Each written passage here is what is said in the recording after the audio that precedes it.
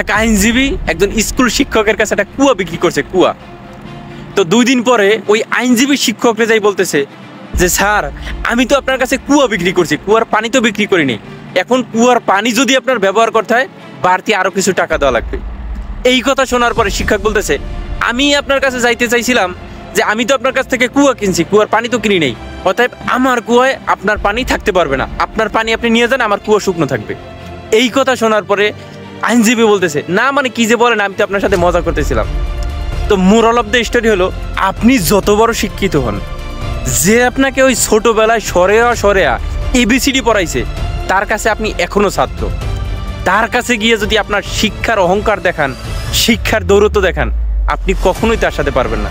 যে মা আপনাকে কথা বলা শিখাইছে, যে মা আপনাকে আচার ব্যবহার শিখাইছে, সেই মায়ের সাথে আপনি খারাপ ব্যবহার করেন, সেই মায়ের সাথে আপনি উচ্চ গলায় কথা বলেন, এইটা উচিত না।